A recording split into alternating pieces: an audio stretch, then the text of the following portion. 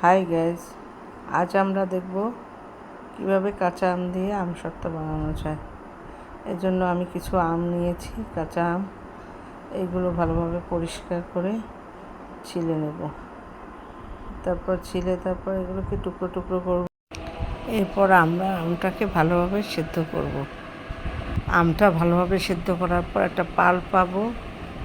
তারপর আমরা একটা প্যান নেব, প্যানে কিছু চিনি, 2 কাপ পরিমাণ চিনি, সামান্য একটু পানি দিয়ে একটা ক্যারামেল তৈরি করব, যেন তিতা না হয়ে যায়। এদিকে আমাদের লক্ষ্য রাখতে হবে।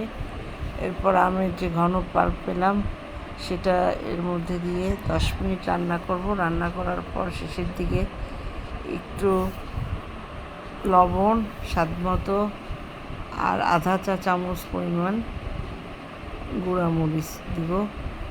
তারপরে একটি ডিশে আমরা ভালোভাবে তেল ব্রাশ করে আমটা ছড়িয়ে 3 থেকে 4 দিন রোদ দিয়ে পেয়ে যাব কাঁচা আমের আমসত্ত্ব।